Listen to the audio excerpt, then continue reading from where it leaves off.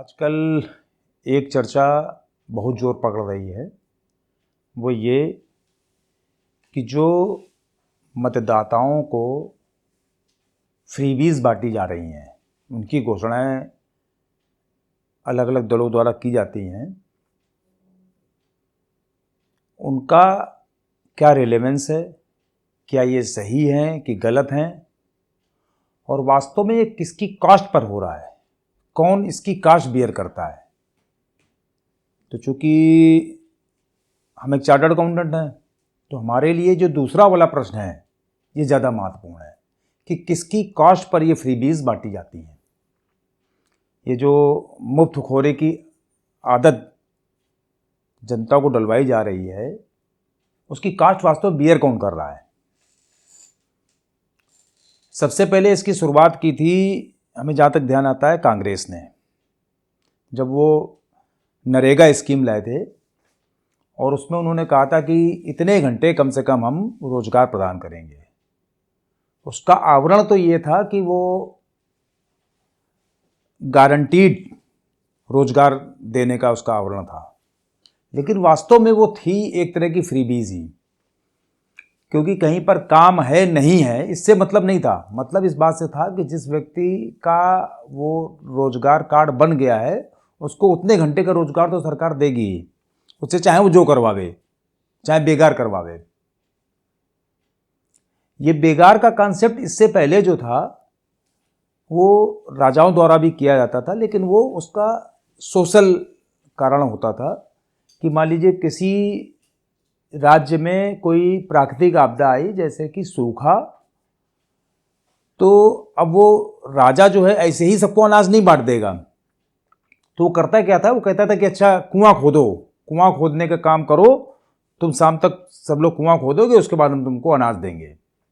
या तालाब खोदोगे तो उसके बाद हम तुमको अनाज देंगे। मतलब उसमें भी राजा के मन में ये रहता था कि लोगों को इस बात की आदत ना पड़ जाए कि इनको फ्री में सब कुछ मिल रहा है, मुफ्त में मिल रहा है।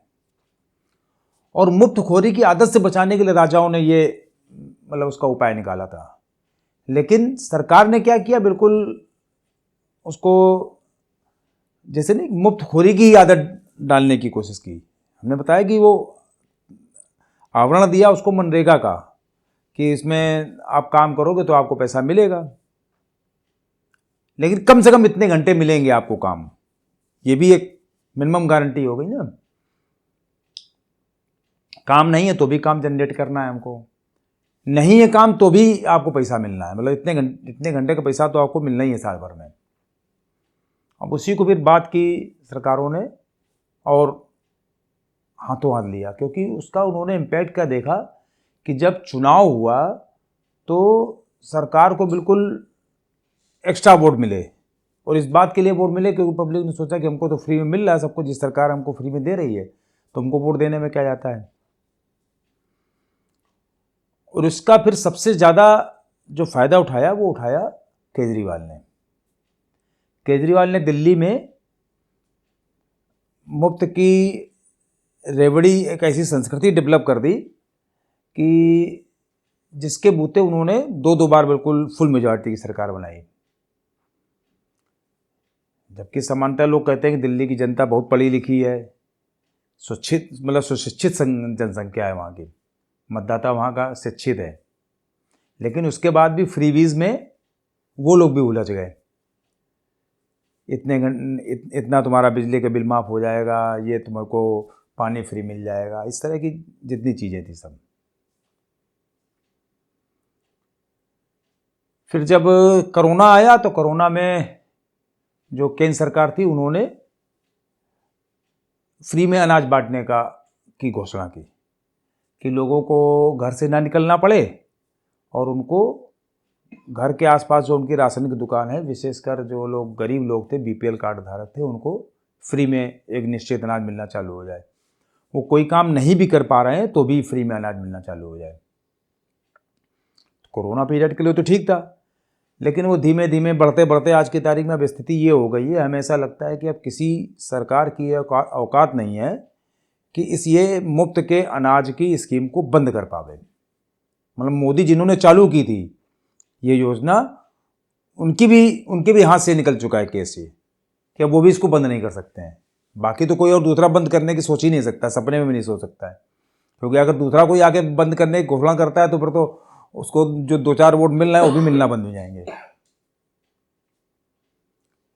लेकिन ये सारा जो कुछ फ्री में बट रहा है, विशेषकर जिनको हम कह रहे हैं कि ये बीपीएल कार्ड धारक हैं, बिलो पॉवर्टी लाइन के लोग हैं,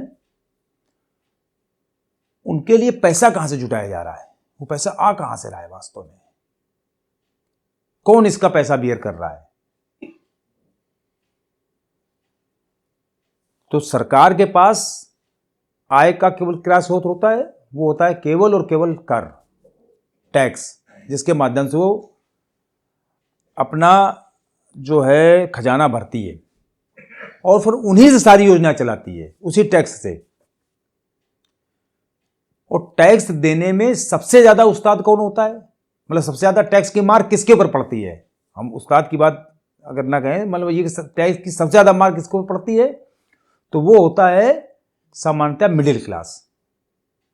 मिडिल क्लास समाज में हर तरीके से दबा जाता है, हर तरीके से दबता है, सरकार की तरफ से टैक्स में, और वैसे समाज में देखा जाए तो मिडिल क्लास जो होता है वो सारी जिंदगी उसकी इनकम होती है लोअर लेवल की, और वो अपनी आकांक्षाएं, अपनी इच्छाएं, अपनी जो मान मर्यादा है वो बड़ी बना के रखता है। वो सोचता है कि हम बड़े लोगों के साथ उठे बैठे, अपना स्तर समाज में बड़ा बनाए रखने के लिए वो इसी खींचतान में पूरी जिंदगी उसकी बीतती है।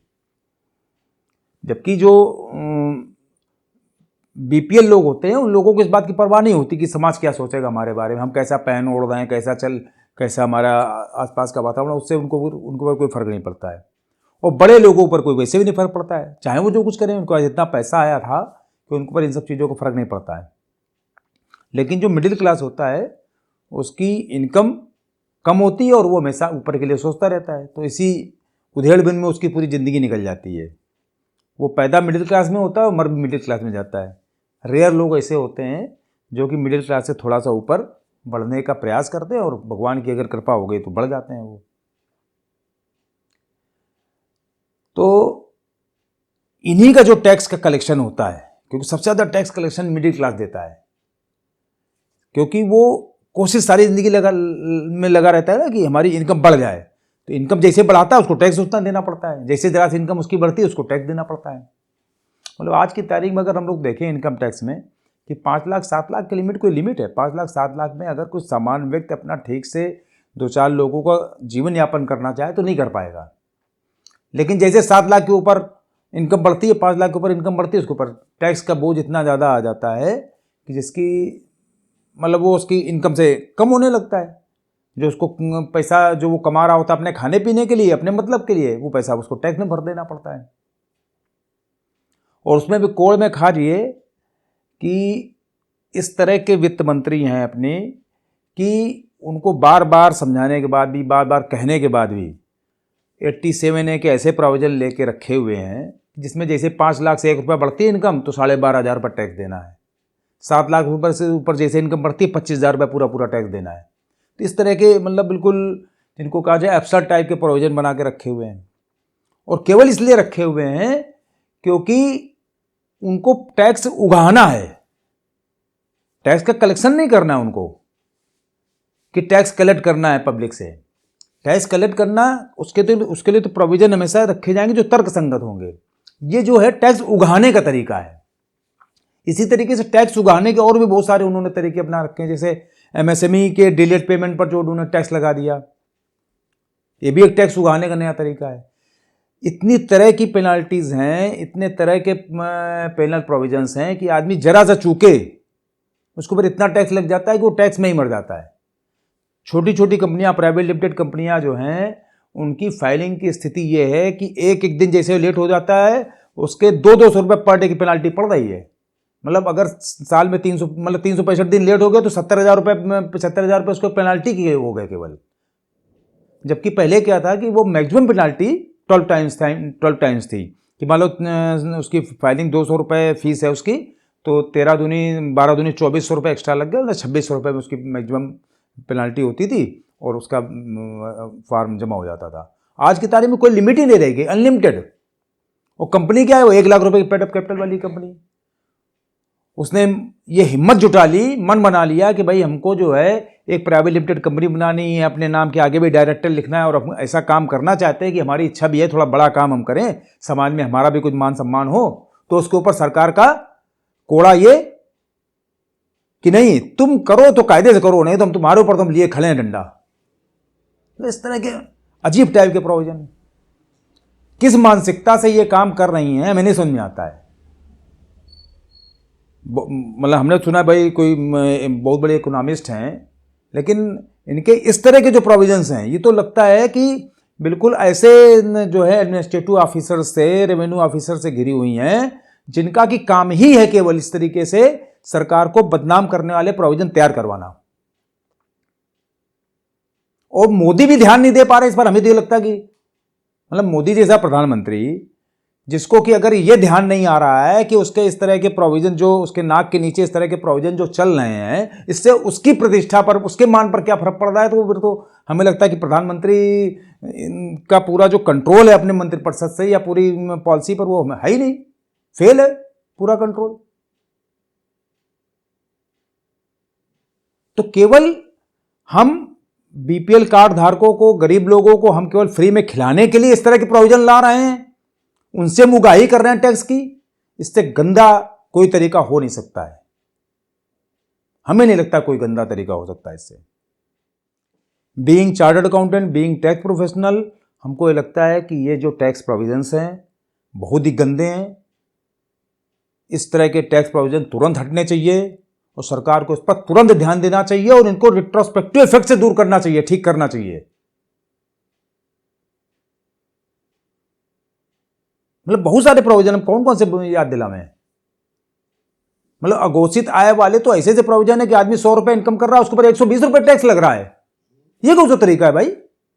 जो पैसा उसने कमाया नहीं वो भी टैक्स में दे देगा, कहां ला के देगा है?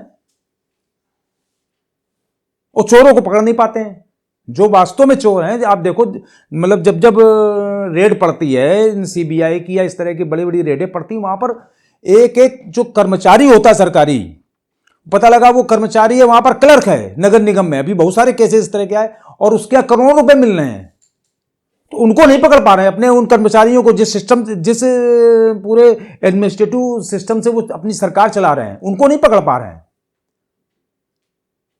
और प्रोविजन इस तरीके के बनाए जा रहे हैं कि व्यापारी चोर है, बेसिकली उसको चोर समझ के प्रोविजन बनाए जा रहे हैं। ये कौन सा तरीका है भाई? व्यापारी चोरी करता होगा, हम नहीं कहते कि नहीं करता है, जो चोरी करे उसको सजा दो, लेकिन उसके चक्कर में बाकी सामान्य लोगों को क्यों आप पेरे डाल लो भाई? कहावत है कि घुन गेहूं के साथ में घुन पिसता है, लेकिन यहां तो उल्टा हो रहा है। यहां तो घुनों को पीसने के चक्कर में आप पूरा पूरा गेहूं बर्बाद किए डाल लो भाई। व्यापार नहीं रहेगा, व्यापारी नहीं रहेगा, तो अर्थव्यवस्था कैसे, जो 2047 में उसको विकसित भारत बनाना चाहते हैं, तो कैसे बनाएंगे? किसके साथ लेके जाके बनाएंगे जब कोई व्यापारी साथ में चलने के लिए तैयार नहीं होगा, उद्योगपति साथ में चलने के लिए तैयार नहीं होगा? तो अकेले झंडा लेके चल देंगे क्या सब लोग? जाके वहां पर 2047 में जाके खड़े हो जाएंगे कि हम विकसित भारत हो गए हैं। और सबसे बड़ी बात यह कि मिडिल क्लास को तो अपग्रेड करने की जरूरत है। गरीबी से रेखा से नीचे आपने निकाल लिया, ऊपर कर लिया, बहुत बड़ी चीज है, लेकिन मिडिल क्लास को अगर आपने अपने अपग्रेड नहीं किया, क्योंकि सबसे बड़ा जो सेक्टर होता है मिडिल क्लास होता है। पूरी पॉपुलेशन का सबसे बड़ा मेजर जो क्रंच है वो है मिडिल क्लास। उसको अगर आपने अपग्रेड नहीं किया तो बेकार है सब कुछ।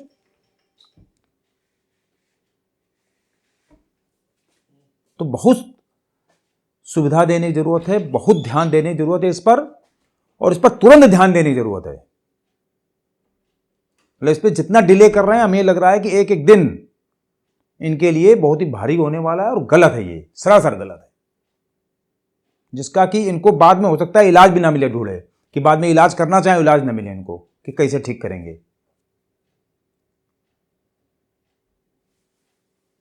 तो आज इसी विषय पर अपनी विचारों को यहीं पर विराम देते हुए बहुत बहुत धन्यवाद।